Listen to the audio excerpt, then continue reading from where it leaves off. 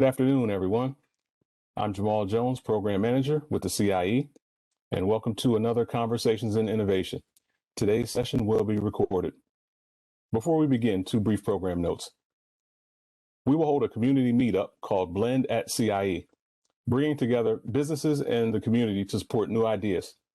This event will take place Wednesday, October the 27th from 5:30 to 7:30. Please RSVP as space will be limited. Also, Drones in Construction and Engineering will be held November the 18th, 2021 from 12 p.m. to 5 p.m. at Harrisburg University. You can register for both of these events on our website, cie.harrisburgu.edu. For additional questions, please email us at cie@harrisburgu.edu. Without any further delay, I'll turn it over to today's moderator, CIE Executive Director, J. Moen. Thanks, Jamal. And welcome everybody to our monthly Conversations in Innovation podcast. These conversations bring together national and international leaders in innovation to provide an insight into the future of work in various industries. So we usually touch on diversity and inclusion, career opportunities, leadership skills, and most importantly, innovation. And we have had an incredible group of panelists that has come through in these previous conversations. So today, we're really lucky to have three leaders from the financial industry, which is going through a massive growth from my perspective. And the opportunities, the traditional skill set, I believe, are changing if you want to enter the financial industry. So two of these leaders represent Fortune 500 firms, and one of them from one of the fastest growing local institutions. So it's my great pleasure to introduce Bradley Matthews from US Bank, John Paul Livingston from Mid-Penn Bank, and Stephen Smith from Mastercard. So welcome all of you, and thanks for being here. So we usually kick off with a little bit of your background and your current role. So that gives a perspective to our audience about your journey. So let me start with you, Bradley. Tell us a little bit about your current role and what is your background? Yeah, so thank you for having me. My current role is Director of our Product and Marketing for our commercial card group. And specifically what that is I'm focused on our segmentation, our middle market, emerging middle market, but developing new products and capabilities to help our commercial companies pay better, faster, easier for any of their B2B payments. My background I've been here now for 7 years, was with American Express previously for 12 years, and then I've done a couple stints at nonprofits and startups to kind of get to this point. So would you consider yourself a technology person or a business person? How would you define yourself? Yes, and I think we'll talk about this as we go through, but today having that technology background, it really goes hand in hand with being business background. You really have to have not necessarily the level of coding knowledge, but you have to have the understanding and a comfort with technology. So my background is very tech heavy. My hobbies still include developing code, software, robotics, all of that. But my business world, I have not touched code. I haven't even seen code in probably decades. So certainly tech heavy, but I'm absolutely business now. Very cool. So John, the same question. A little bit about your background and your current role. Yeah, you can hear me, correct? Yep. Great. Yeah, so John Paul Livingston, I work for Mid-Penn Bank. I'm the Chief Technology Officer and Chief Information Security Officer. I oversee all of IT and all of info security for the company. My background has been largely in the financial sector, obviously with IT as well. I've spent the past 13 years at Mid-Penn Bank in various roles. Prior to that, I was with another financial institution for about 6.5, 7 years. So It's it's been a good run so far. I was going to comment on what Bradley did. If you asked me the same question, I'd say I'm more of a technical person, but I also am, my strengths are, IT, IS governance essentially, and I don't get to play as much with the hands-on technology on a daily basis anymore. But it's nice to hear that Bradley plays outside of work in those areas, because that's totally me as well. So very cool. So welcome. So Stephen, pretty much the same question. A little bit about your background, your current role. Sure. So my current role is I am responsible for a suite of products in Mastercard on the commercial card side called Smart Data. If your bank issues Mastercard commercial cards anywhere in the globe, they are probably using part or all of the Smart Data product suite. It is all the UI and all the data integrations that a bank would need, and banks' corporate customers would need to manage, monitor their card spend, get into their accounting systems. New employee comes on board. How do you get that card? Well, comes through part of Smart. If the bank uses it, comes through Smart Data, and we process that card and get it out to you. My background, I joke that my part-time job in college took me on my career trajectory. I came to Washington, D.C. to work on Capitol Hill. I did that. My part-time job was IT at one of the computer centers in college, and that had me doing some things on Capitol Hill with IT and with encryption policy. And the encryption policy got me into credit cards, and 20 odd years later, here I am. That's a really interesting background. So let's pick on that a little bit, and then go in the reverse direction. So Stephen, tell us, when so thinking back to even pre-Capitol Hill days, right? What was your career journey look like? From an education perspective, and was it more business focused? Was it more IT focused before that? And and what were some of the challenges that you faced along the way to this career path? For somebody who says, okay, I want to lead product at Mastercard in the next 10 years, what does that look like? So the educational background is political science and international studies. Wanted to work on foreign policy, Capitol Hill. I got the real privilege to work in a very compartmentalized small role with some of the encryption policy debates back in the mid 90s. Online banking was getting started, and encryption at a certain point is considered, a munition. And so the public policy debate was about where to allow encryption, what level of encryption to allow freely to secure transactions. And that kind of domain knowledge, that technical knowledge about encryption, with the advent of online banking, it made for a natural transition into the banking and the credit card industry. I think, kind of just really fast forwarding to now, and having a team of about 24 product people, and a riff on your question to Bradley about the technical side, is I look for people who can know how to create product, which is, understand the market, have hypotheses, test those out, help prototype what those products would look like. But I also look for folks that the expression I use is that have a high school diploma equivalent of technology experience, whether it be CS or IT.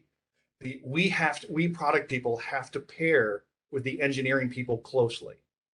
And if you have no understanding of the database technology or the code that's got to be written, and some of the complexities, or in case on the opposite side, the simplicities, that ignorance of not having that gap of that technical capability really will hamper a product person from succeeding in technology product. You'll pair much more effectively with engineering if you can talk some of their language and help understand how technology drives the roadmap itself. So you touched on, a little bit about your background on the encryption side. And so, John, when I come to you, I mean, you have kind of multiple roles. You're the chief information officer. You're also the security side, which is now like this big, there's a lot of focus on that whole, people getting hacked and the ransomware and all of those things. So tell me a little bit about your journey to this role, and what was the skill set that you think are important for somebody who's looking at, this as a career path for the future? Definitely.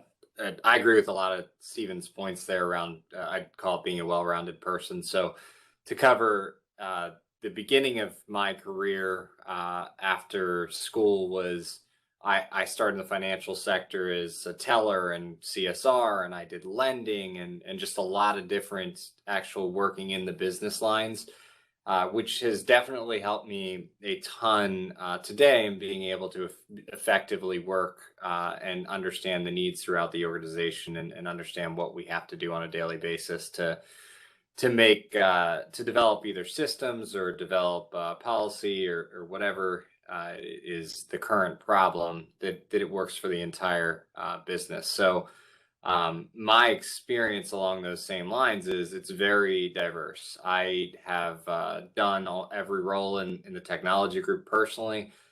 So that has helped me to greatly understand all of the different nuances throughout the org and throughout the technology and info security space. I think that one of the things that I learned or picked up early that I would hope that everybody hopefully does pick up is you just have to learn how to learn and develop a practice of how you stay current. I think a lot of people today and a lot of people we interview, they feel like the only time that they're going to learn is at work or during the job. And that probably works for certain levels or certain positions, but I would argue that that's not going to work much longer because the pace is changing so quickly.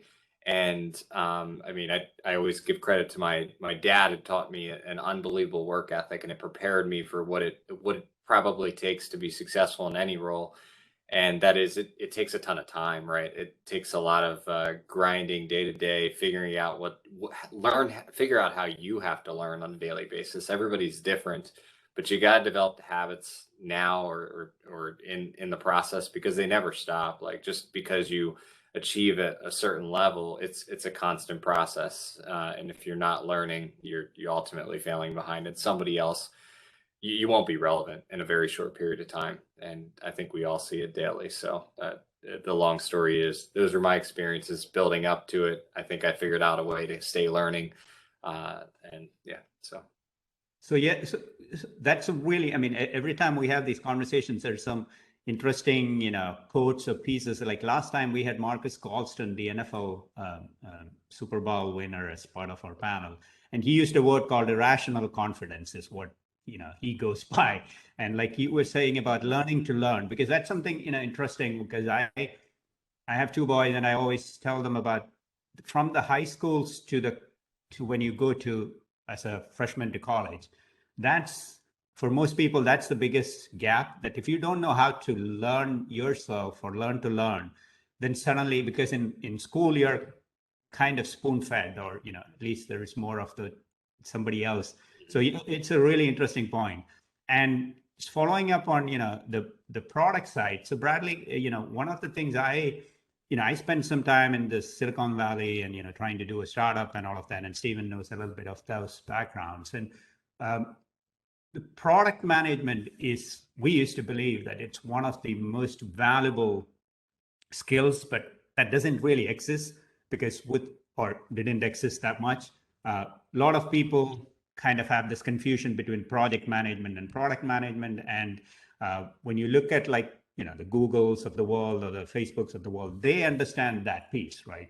So tell me a little bit about your journey through, to getting to leading product. Yeah, thanks. And I think you're right. There's a lot of confusion, but I think my journey will get to some of that definition. So I started off, as I mentioned, very software heavy. Started with a Department of Defense contractor developing a distributed AI system. As I graduated college, went into actually consulting, but my first big project for 2 years was developing online financial services tools for one of our larger banks in the US. And then moved on from that in the software side into technical sales. And that's where I really started my transition. I was able to take the technical knowledge and the ability to speak and understand technology, but also convert it and speak to the business objectives and the business goals. So to understand what people needed and then how they could get there leveraging our technology. And it was that interaction and time with customers that really built the interest and the passion I have around product management today. And as part of it, we at American Express at the time did not have product management. To your point, it's still a very new field, but I kept telling my technology partners what our customers needed. And as they created this product management organization, it was really a time to, as they told me, put up or shut up, right? I had to move in because I kept telling them what was needed.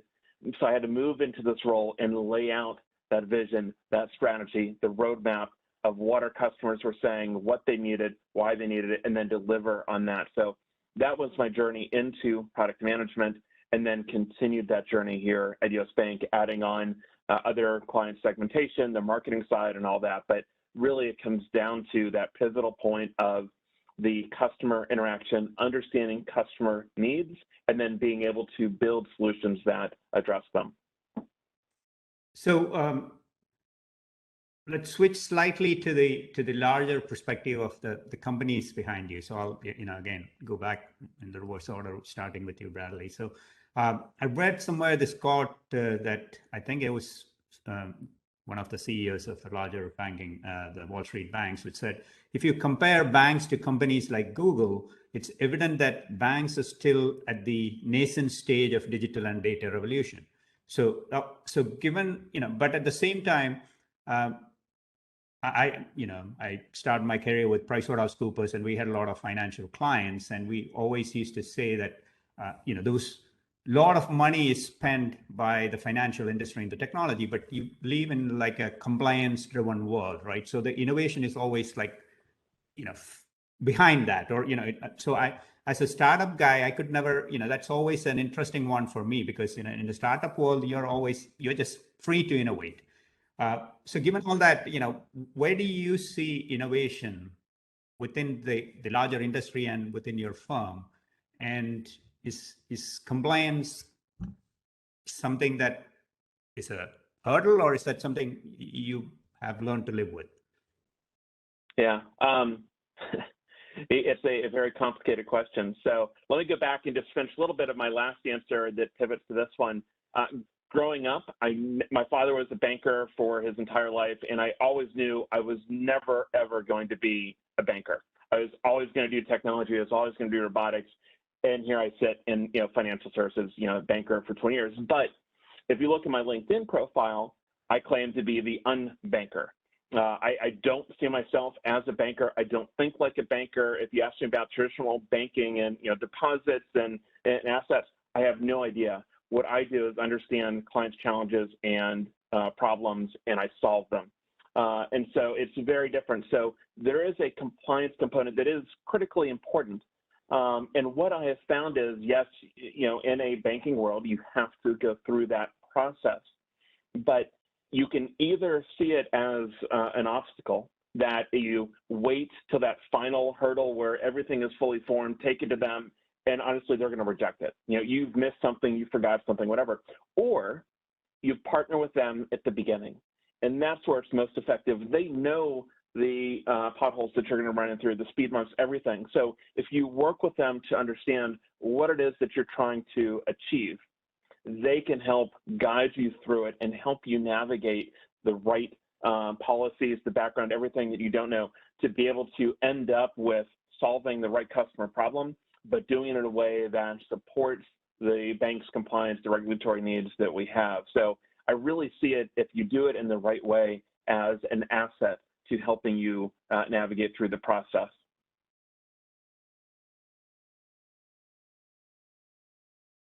Sorry, Jay, I think you're on mute.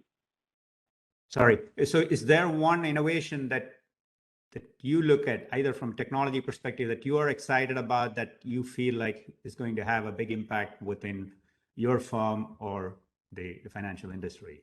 What would it be? Yeah, I think there's two. There's the one that actually we're currently riding the wave of, which is mobile payments.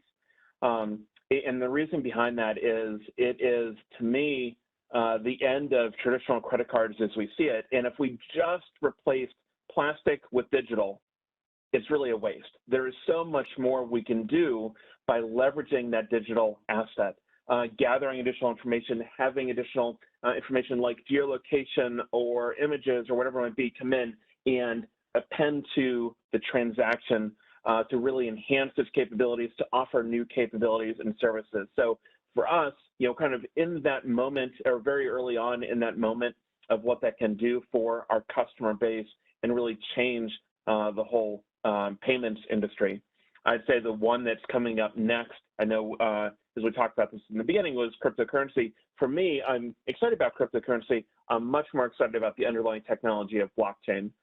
Where that goes, I see that as really being transformative across any number of industries, including financial services. So, John, coming to you, because we have talked before, and I think the compliance is again one of those pieces that always kind of is in the front end of many of these banks. So looking through that, and as a CIO, so what's innovation in your world, and what's some of the technologies or spaces that you are excited about from an innovation perspective that would have an impact within your industry?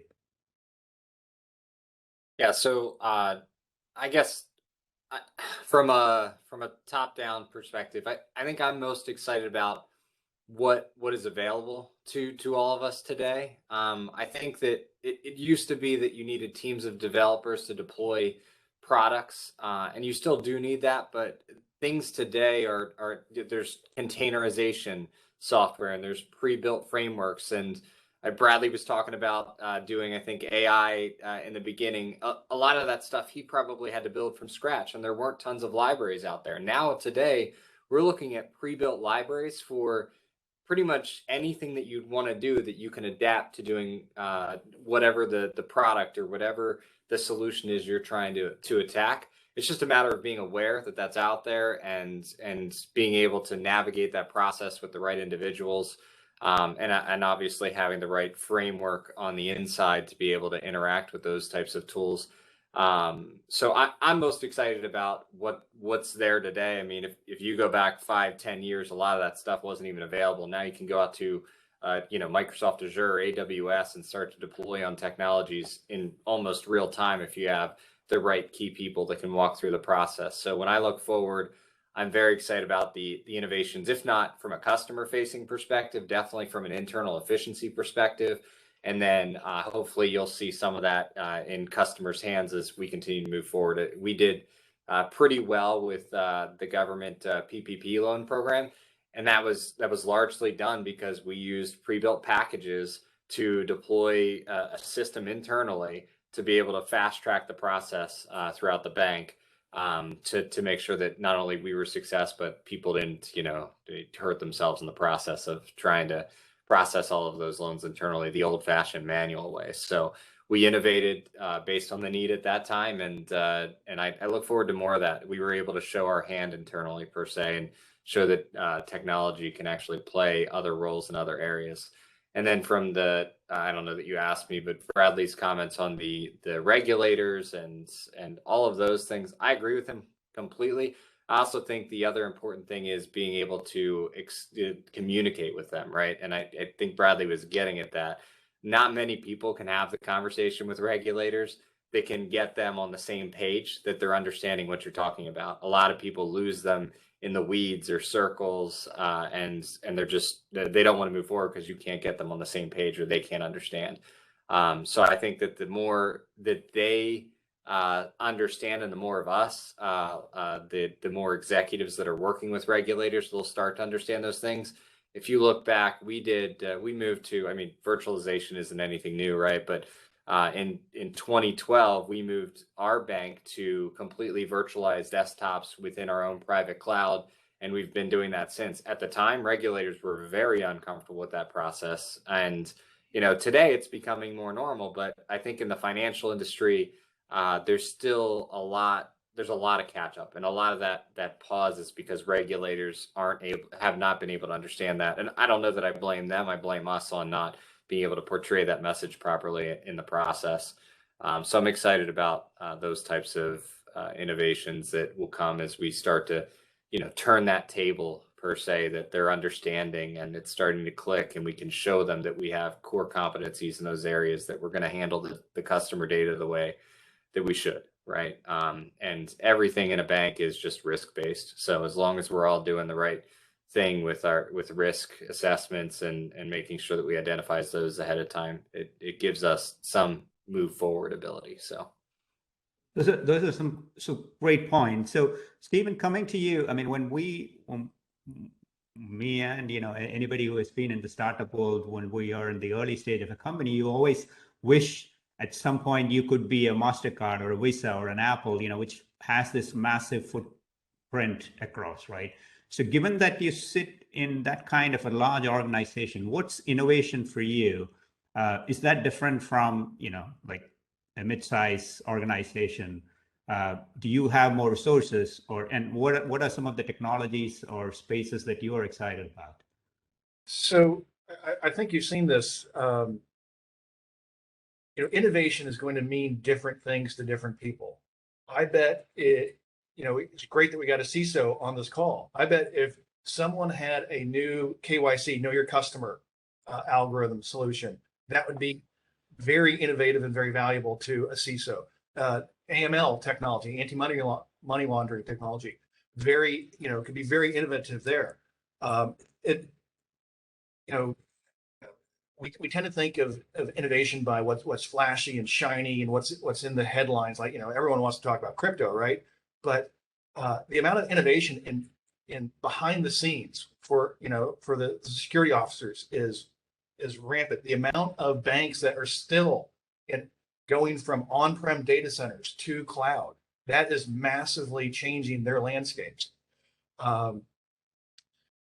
Within Mastercard, sure, we've got tons of resources. We've got our own labs divisions. We can help us prototype rapidly. But innovation is just, probably each one of us is seeing a ton of innovation in our own verticals. Corporate cards. What you think? What's the innovation there? Okay, the corporate card. Do a better job putting the corporate card on mobile. Absolutely. Bradley's quite right. It would be tragic if we stopped there. But the amount of investment in corporate cards, and you think it's stagnant, it's actually shocking. Pleo Series C this July raised, I think their full raise is $230 million, current valuation $1.7 billion, doing corporate cards, expense management, automating accounting. Divvy raised $420 million, right? Acquired by Bill.com for $2.5 billion. What do? Corporate cards, virtual cards, expense management. Rams raised $610 million to the Series C in August. I think their current valuation is just short of $4 billion. What do? Corporate cards, real-time reporting, expense management. There is a lot of institutional capital trying to, take friction out of the process. If you're a corporation and you're dealing with $1 billion in card spend over tens of thousands of employees, there's a lot of data that's going back and forth. Not least of which is, who's still doing expense reports? Well, we're not doing a ton of travel right now, but roll back the clock 18 months ago. Come back from the trip and you're a data entry clerk, right? So to Bradley's point about additional information, we can now get to exception report. It's like you get the real-time auth. Like, think of your Apple Pay experience. The authorization comes in, attach. So we can now prompt attach a receipt, business justification, lunch with Jay, done. And so the thought of expense reports is really going to go away very quickly. It'll be at most a couple prompts, and then maybe we throw in some AI and figure out, what Jay's normal patterns are, and we only ask for additional details when something is outside of that pattern. So innovation is happening deeply in corporate cards. I think innovation is happening deeply in banks for IT. I think it's happening deeply in banks for things like, the risk management that was talked about as well. And you certainly made or given me a hope, because the expense is certainly the expense. Filling is one of the painful processes, and especially within like an academic institution, it's very rigorous, and you follow the exact guidelines and all of that, and and we still have like a spreadsheet form, and it's so it really is interesting you touched on that. So looking forward to a whole different world. And you made one point, which so I want to touch on that, which comes back to all of you.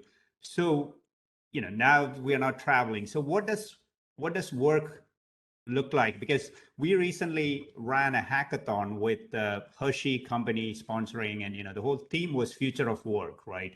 And we talked about what is the impact of that on like local businesses when nobody's coming to work, and if nobody's spending, would they go away and all of that.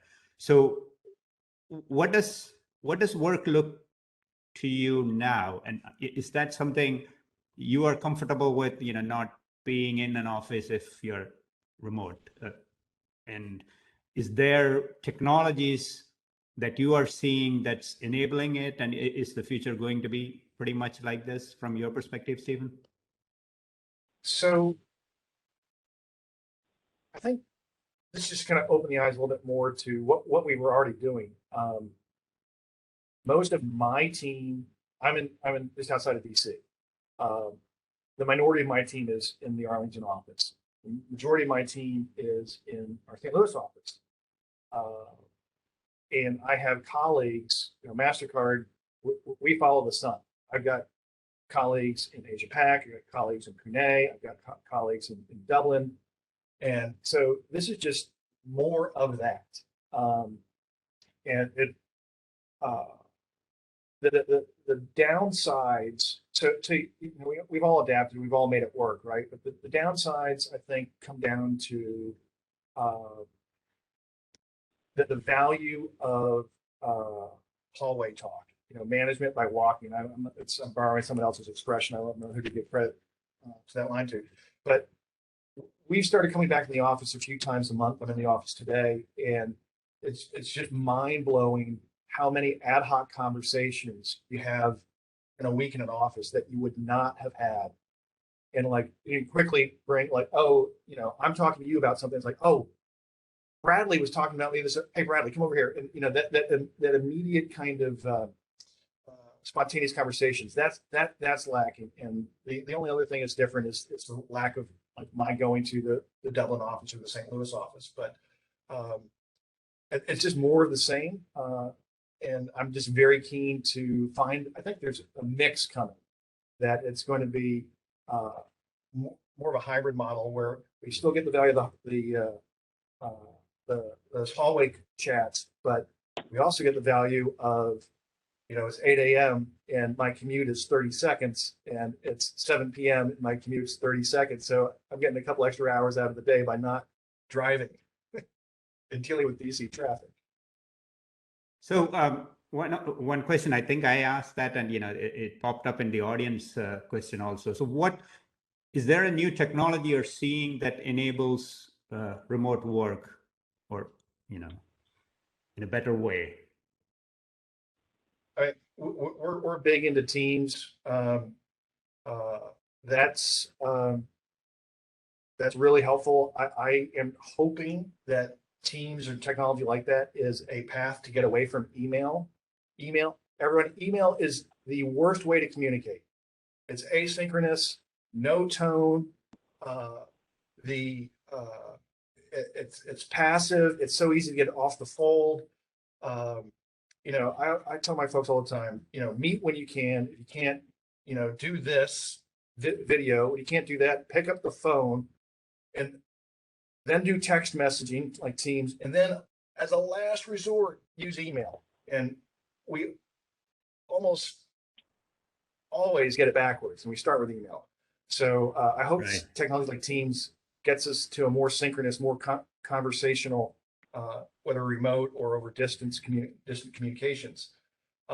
Mural has been a really good piece of technology for us. We do a lot of market assessments with customers and users, and we help visualize the results to our customers with Mural.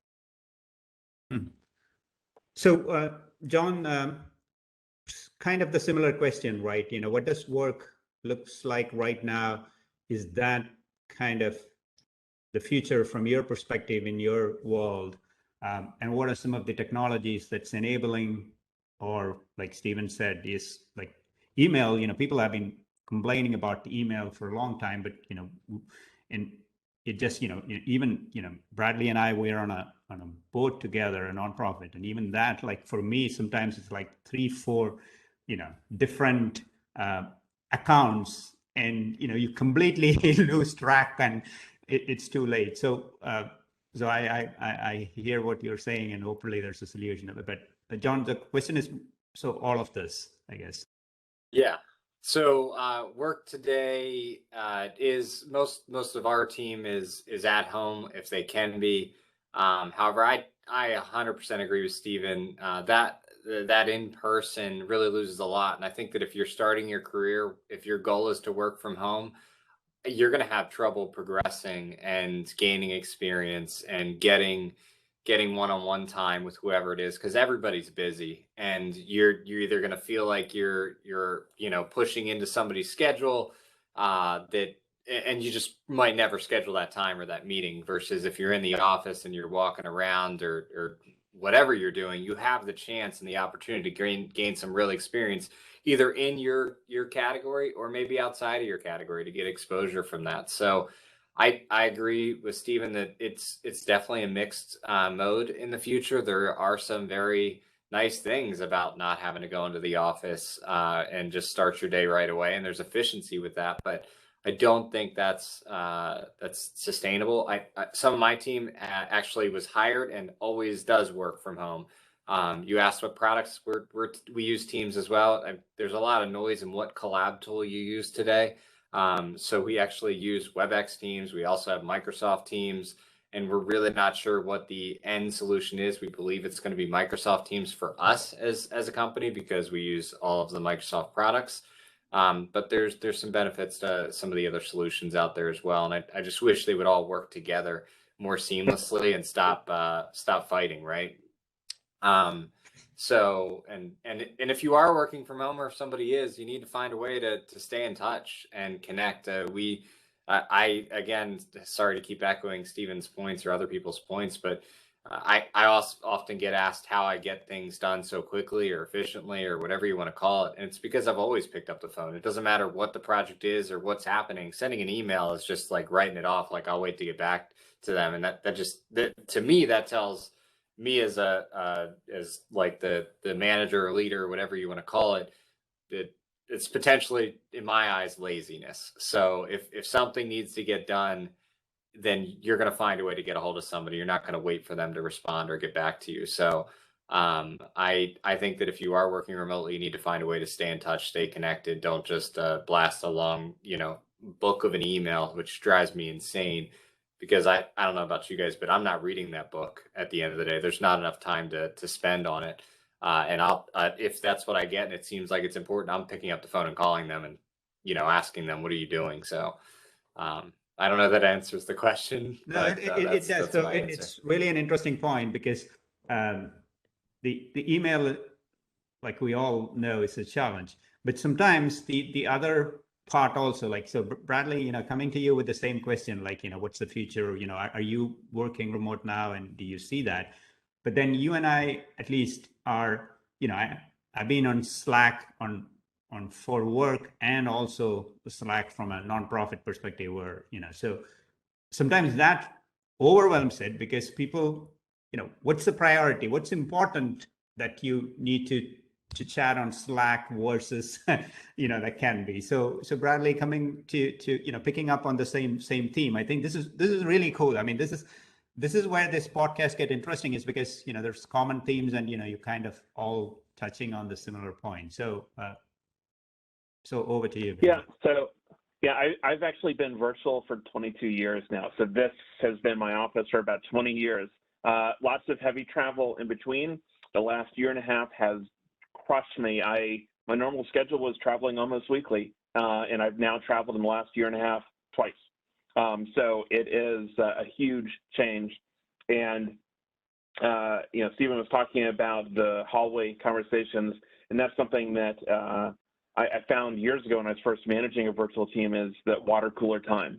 So we actually set up regularly scheduled water cooler conversations, just 15 minutes, no business, just did you catch the game? Did you see a new movie? What book are you reading? Just to get to know people on a personal level. And that was one of the first things I did when the pandemic hit, is I scheduled a 15-minute block of time every day for about 2 months. And people just randomly joined, and it had nothing to do with work. It was just, how are you doing? What's going on? Movies, whatever it might be, just to keep some of that dialogue going within the group. The majority of my team is virtual as well. And so this is always something that we've had to look for to build those relationships, which is really key, right? Again, if you just are calling or emailing about work, you're not going to be first, top of mind, right? You have to have the relationship and then be able to say, hey, here's, some help I need. What do you think about this problem, whatever it might be? So build a relationship and then seek advice and partnership. In terms of technology, I agree, email is terrible. I've used this last year and a half to really try to transition to, we use internally Teams. I do Slack for a couple partners and nonprofits. So the communication there to me is far better. I would love to dump email entirely. But the one that I will echo most heavily is what Stephen said, is Mural. That's the biggest driver for my team's travel, is getting together in a room with a whiteboard. And that has been the biggest pain point that we have all experienced. And every time we come up with a beefy problem, it's like, if we just had 4 hours in a whiteboard, we could solve it. And so Mural has really helped that. It's really an infinite whiteboard where you can put different sections and Post-its and drawings, whatever it might be. And I've seen more and more technology come around that, with interactive whiteboards that can mix the office and the home environment. And I think that's where we're going, somewhere where I can draw on my computer screen and it appears projected on a wall with a group of people, where they can do the same. They can drag that Post-it across on the wall and an update on the computer. So they're just starting that technology. I think that's where we're going to have to go, because that is the biggest gap, is that ability to all sit around a common whiteboard, have the conversation, look at that common vision, and interact, debate, and discuss. So just for the audience listening in, I just want to emphasize two things. One, Mural came up, a couple of times. So, if you are CEO of an organization, or, others that haven't looked at it, that certainly is worth looking at, it seems, based on recommendations. And the other one, for all the startups, including the ones in our incubator, as you think about ideas, I think this whole concept of a virtual water cooler, right? Is there solutions that, I think who are going to come out with a really cool solution around that, they're going to, just like the Zoom, the next big, startup in that space. So start thinking from that perspective. So now switching a little bit into the whole recruiting and hiring, right? So Bradley, I'll start with you, because this is one of the very specific and most interesting topics for our students and faculty and the career folks here at HU. Couple of questions, so you can respond together. One, how does US Bank recruit normally? What's that process looks like? Is there internship opportunities, things like that? The second one, we're in a small town. Harrisburg University is a small university in central PA. So, when you think about big companies like you or Mastercard or all of that, you probably have access to all the biggest universities. So how does somebody from a smaller university, what's the pathway to get in front of the hiring people? How do you stand out? What are some of those things? So those are a couple of the questions, I would say. Sure. Yeah. So US Bank actually has a really strong internship program. I actually have 4 interns coming to my group next year, 3 undergrad, 1 MBA. And it's really a fantastic program. You come to the internship summer program, go through, yes, there's some working experience, but it's really a lot around networking, meeting different groups, senior leaders, going through that process to come away with, is this the right career industry program for me? And the best part is at the end of the internship, if you like us and we like you, you have that guaranteed job coming back. So I have probably I think 5, 6 of my team now out of a team of 30 that are return interns, and they are fantastic. They're coming new in their careers, but they already have experience with us and are growing really quickly. In my group, we make career development a key focus. So we have kind of yearly promotions as the expectation, just because you are learning so much, and then you hit obviously a plateau where you go on your own time frame. But we have internships open to anybody. So to your point about your university versus a larger university or one that might be closer to headquarters, we're open to all. The programs, obviously this last year and this year have been virtual. Generally, we do like to have you in the office just because, again, those in-person opportunities to meet and network are critical. Beyond that, just for outside of recently graduate students, the biggest thing that I look for is really a bulldog mentality. So one of my top performing directors is an English Lit major, and you would never put that in with a strong product management. He runs my partnership team, and he is killing it with that background. But what he possesses is that mentality that he does not give up. If someone throws an obstacle in his way, he finds a path through it. If someone says no, he doesn't accept it. There is always a path that he will find a way to get there. And that is the biggest thing that I look for, because in the bank, we talked about compliance earlier, you are always going to hear no. And you have to use that to build your strength, your passion, and say, yes, I can overcome that. I can find a way, I can find a path and get things done. So in terms of what I'm looking for and what most of my team's looking for when they're hiring is that mentality of just not accepting a no. So follow-up question. What IT skills would one need to up their chances of being hired? I mean, because this is a technology, or we are a STEM university, and so what's the specific technology skills? And I'm talking more from the fresh, like the new grads perspective. Yeah, so I'd say, again, going back to some earlier points, having simply the understanding of broad technology capabilities. I think John was talking about, just the, database structures and different languages and the constructs. Having that knowledge so that you can have the conversations with engineers is critical. It's not necessarily around a specific technology. The one part I'd say is probably would be of most interest is, again, not necessarily a language, but is just the value of APIs.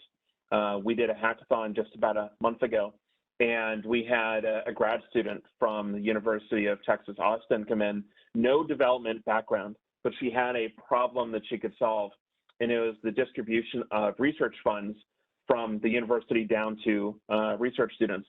And there's a really defined methodology, but they didn't have the right technology to disperse the funds, get them down, and get them into the hands of the individuals.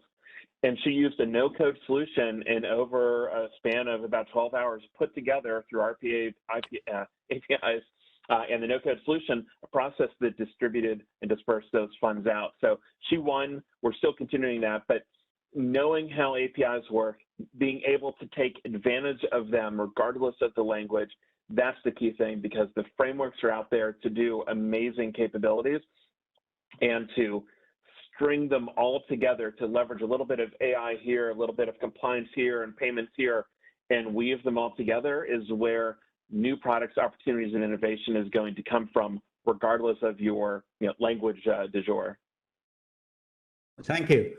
So John, I know MidPen is already associated with HU, but again, from a recruiting perspective, from an internship perspective, what are some of the technology skill set that you look for, and what does that process of hiring look like?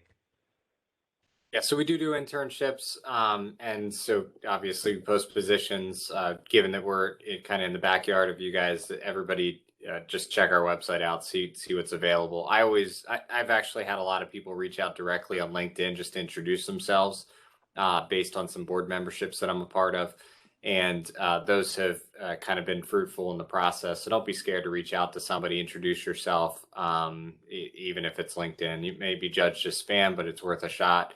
I from a technologies that you need to know thing, I know we shouldn't be generalizing, but I would take somebody that has a general understanding of a lot versus very focused in a certain area in almost every decision that we're working through, because I think Stephen said it, I know Bradley has said it.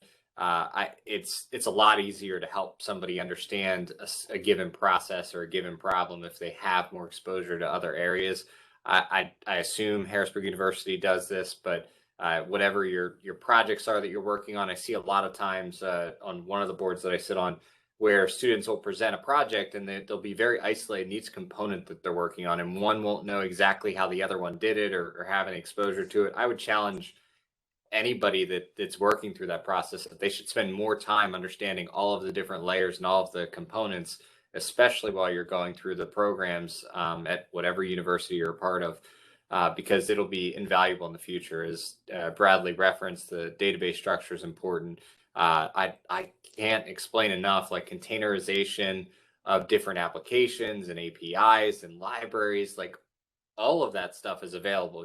Anybody watching this or that sees in the future, you can literally do anything. And once you remove that bar from what you maybe see today and you study it, you can, there is no limit. There's absolutely no limit. And the internet's a great place. It's something that I don't think any of us really had in the beginning of our careers, to be able to study and learn. So your learning shouldn't stop today. I'm looking for somebody that is, I don't want to say scrappy, but somebody that has a general understanding, is willing to fight and learn, and already has, if they haven't developed a process of learning, hopefully they're teachable, and we can help grow that together. Because I think that if you can find ways to apply technology, even at your own home or apartment or whatever it is, you'll be able to move your career forward way faster than the other person that's waiting for a company to teach them in the process. I'd say just get passionate and get excited about something and go at it and figure it out. The internet, nobody has an excuse, I guess I'd say. There's plenty out there for us all to learn. So yeah, so a couple of, again, same themes for hopefully all of our students and the others who are listening in from a career perspective, because you and Bradley both mentioned the bulldog, the scrappy. It's all about your approach to how you're addressing a problem or trying to solve that. I think that's probably the same theme. So coming to you, Stephen, Mastercard is a big brand, and everybody knows about it. So again, the same question: what are you looking for when you hire? What are some of the skills that is needed? And how does somebody from a small university that Mastercard doesn't know of or heard of, how do they get in front of the right hiring people? So first, let me say, my product team and my engineering colleagues in commercial cards, we're hiring a ton right now. So I've been on your website. You've got 15 degrees that at your university that make total sense. You've got product and project management, you got security, you got data analytics, you got CS, of course, bachelor's and master's levels. So if you're about to graduate, find me on LinkedIn, send me a note. I'll get you to a recruiter, and we'll want to, we're not far, Arlington's not far from you guys. So we're hiring a ton in 2022. So if you're about to graduate or just graduated, look us up. Two other tactical points. Mastercard has a 10-week internship program. We're currently looking for graduates, bachelor's and master's level, December 2022 and beyond. So if you're on the beginning of your Harrisburg journey, that's how far we're looking out. That is a 10-week program. It is real work. The last intern was an MBA that was in our team. We do, Bradley made the point about getting additional data. So Mastercard does this in spades for commercial cards. So you use Mastercard commercial card. We probably don't. You buy an airplane ticket in a hotel. We probably just don't know that it's $500 on American Airlines and $250 at Marriott. We know all the details, first class, where you had your layovers, how much each segment cost. We know how much you spent at the hotel restaurant, and we serve that up to the corporate, that expense reporting again. We serve that up to the corporate customers.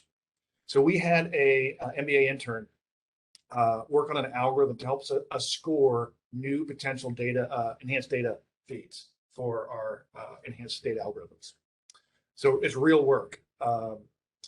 We also have what's called the Mastercard Launch Program, looking for either bachelor's or master's graduating December of 21 or May of 2022.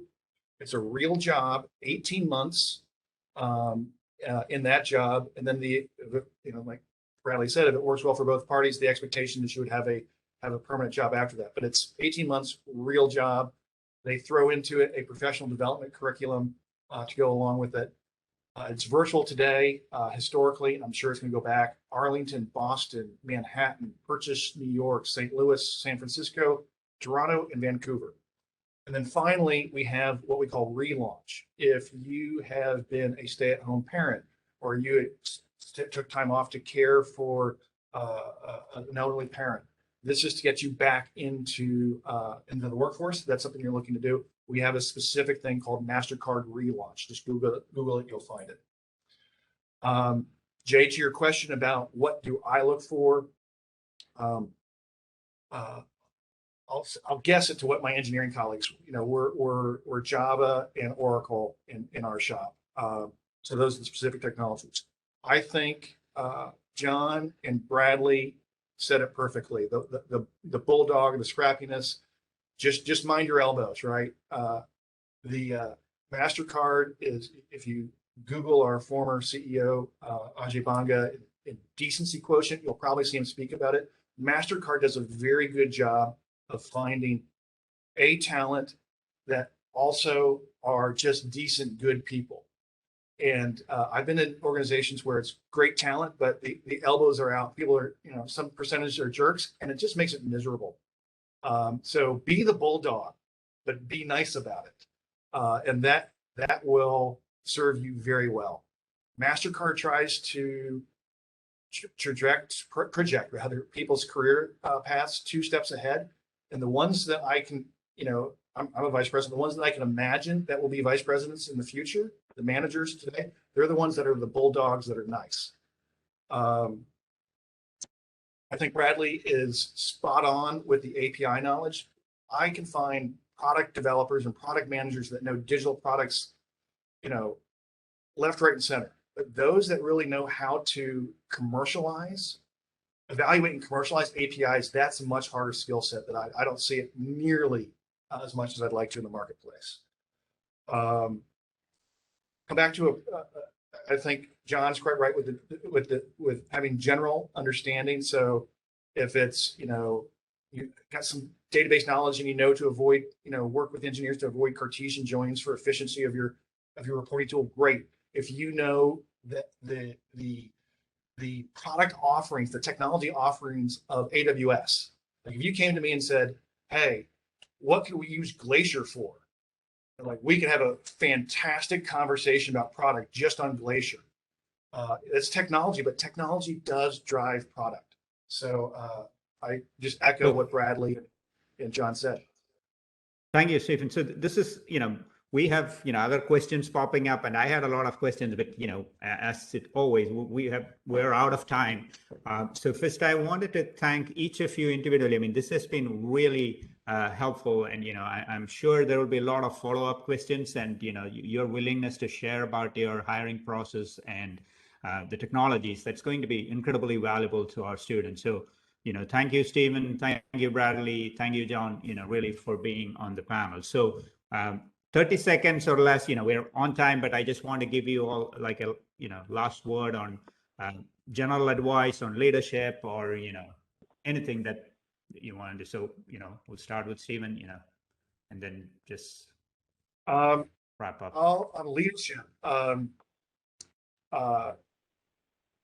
roll up your sleeves, be there with your team would be number one. Business is detail. I love John's point about don't write the book. Sometimes we do have to write the book. So two things if you have to write the book. Start with your conclusion. And there's a great Mastercard, at least, I don't know if it's Mastercard why, but at least in commercial cards. We also really strive to summarize what we write on top of the book, which is what, so what, and now what. Give yourself like 2 or 3 sentences for each one of those. And if you need, business is nuanced, business is detailed, and the book has to be written sometimes. But if you start with your conclusion and you have a succinct summary up front, that will help you communicate and manage up with your leadership. Thank you. John, last word. Yeah, I'd say set goals and put dates to those goals and have those goals in front of you at all times. Maybe one of your goals is to set goals, and maybe the next goal is to learn how to learn. You've got to set yourself apart from everybody else. There's a lot of people out there that have degrees. There's a lot of people out there applying.